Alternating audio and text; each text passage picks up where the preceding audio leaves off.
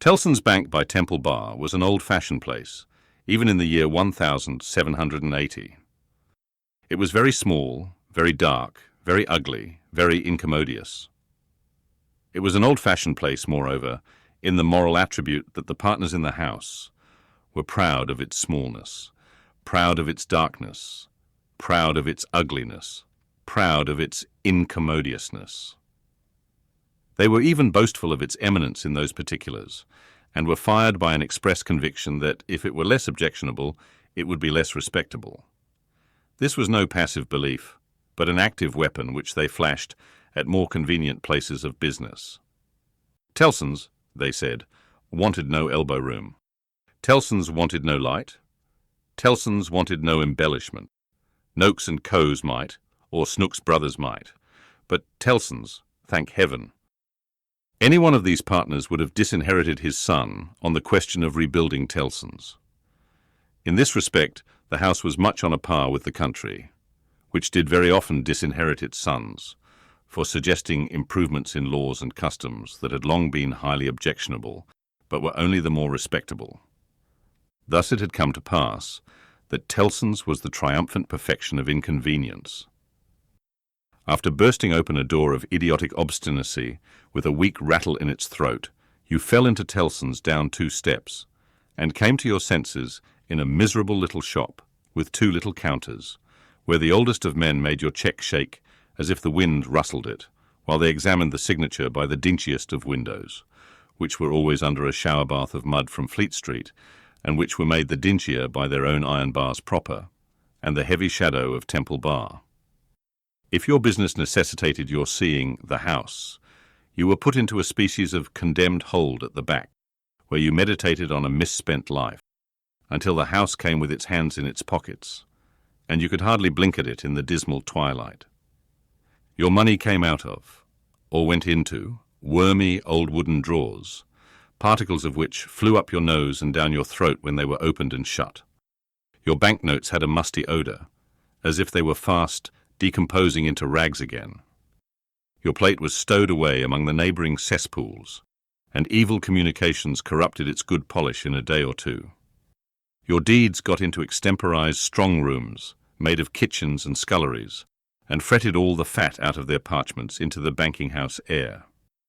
Your lighter boxes of family papers went upstairs into a Barmecide room, that always had a great dining table in it and never had a dinner, and where, even in the year 1780, the first letters written to you by your old love, or by your little children, were but newly released from the horror of being ogled through the windows, by the heads exposed on Temple Bar, with an insensate brutality and ferocity worthy of Abyssinia or Ashanti.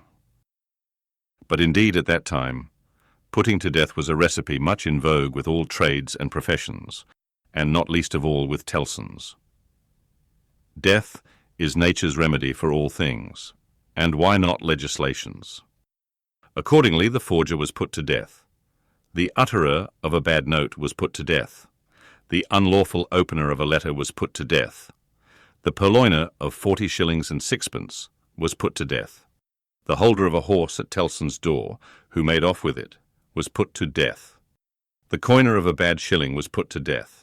The sounders of 3/4 of the notes in the whole gamut of crime were put to death. Not that it did the least good in the way of prevention.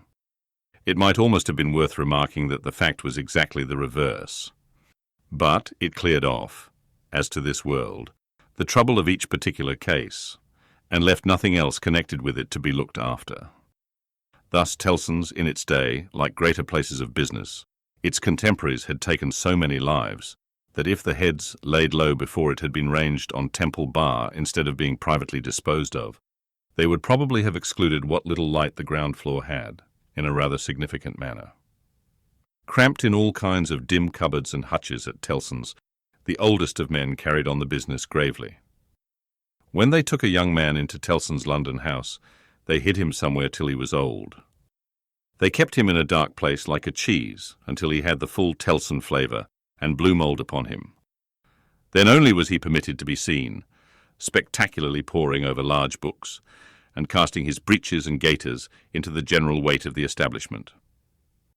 Outside Tellson's, never by any means in it, unless called in, was an odd jobman, an occasional porter and messenger who served as the live sign of the house. He was never absent during business hours, unless upon an errand, and then he was represented by his son, a grisly urchin of 12, who was his express image. People understood that Tellson's in a stately way tolerated the odd job man. The house had always tolerated some person in that capacity, and time and tide had drifted this person to the post. His surname was Cruncher, and on the youthful occasion of his renouncing by proxy the works of darkness in the easterly parish church of Houndsditch, he had received the added appellation of Jerry. The scene was Mr. Cruncher's private lodging in Hanging Sword Alley, Whitefriars. The time, 7:30 of the clock on a windy March morning, Anno Domini, 1780. Mr. Cruncher himself always spoke of the year of our Lord as Anno Dominos, apparently under the impression that the Christian era dated from the invention of a popular game by a lady who had bestowed her name upon it.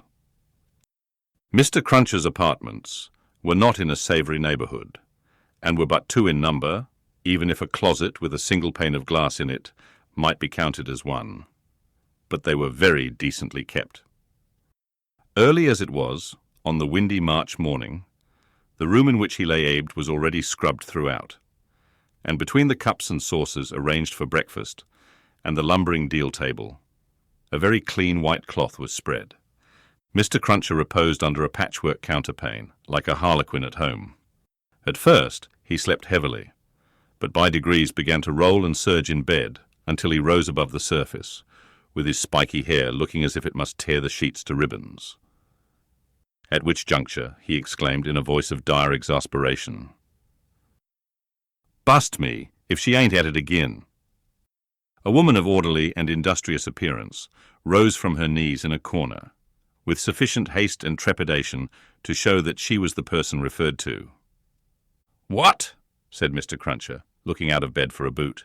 "You're at it again, are you?" After hailing the morn with this second salutation, he threw a boot at the woman as a third. It was a very muddy boot, and may introduce the odd circumstance connected with Mr. Cruncher's domestic economy, that whereas he often came home after banking hours with clean boots, he often got up next morning to find the same boots covered with clay.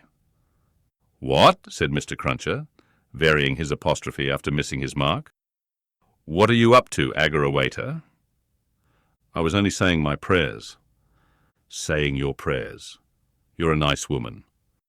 What do you mean by flopping yourself down and praying agin me?" "I was not praying against you, I was praying for you." "You weren't. And if you were, I won't be took the liberty with. Here, your mother's a nice woman, young Jerry, going a-praying agin your father's prosperity. You've got a dutiful mother, you have, my son. You've got a religious mother, you have, my boy, going and flopping herself down and praying that the bread and butter may be snatched out of the mouth of her only child." Master Cruncher, who was in his shirt, took this very ill, and turning to his mother strongly deprecated any praying away of his personal board. "And what do you suppose, you conceited female," said Mr. Cruncher, with unconscious inconsistency, "that the worth of your prayers may be? Name the price that you put your prayers at." "They only come from the heart, Jerry. They are worth no more than that." "Worth no more than that," repeated Mr. Cruncher. "They ain't worth much then. Whether or no, I won't be prayed agin, I tell you. I can't afford it. I'm not a-going to be made unlucky by your sneaking. If you must go flopping yourself down, flop in favour of your husband and child, and not in opposition to 'em. If I had had any but an unnatural wife, and this poor boy had had any but an unnatural mother, I might have made some money last week instead of being counter-prayed and countermined and religiously circumvented into the worst of luck." "Be you use me," said Mr. Cruncher, who all this time had been putting on his clothes. "If I ain't, what with piety and one blowed thing and another, been choused this last week into as bad luck as ever a poor devil of a honest tradesman met with. Young Jerry, dress yourself, my boy, and while I clean my boots, keep an eye upon your mother now and then. And if you see any signs of more flopping, give me a call. For, I tell you," here he addressed his wife once more, "I won't be gone agin in this manner. I am as rickety as a hackney coach. I'm as sleepy as laudanum. My lines is strained to that degree that I shouldn't know, if it wasn't for the pain in 'em, which was me and which somebody else, yet I'm none the better for it in pocket. And it's my suspicion that you've been at it from morning to night to prevent me from being the better for it in pocket, and I won't put up with it, aggrawator. And what do you say now? Growling, in addition, such phrases as, "Ah, yes, you're religious too.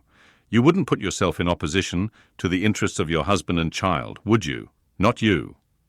And throwing off other sarcastic sparks from the whirling grindstone of his indignation, Mr. Cruncher betook himself to his boot cleaning and his general preparation for business.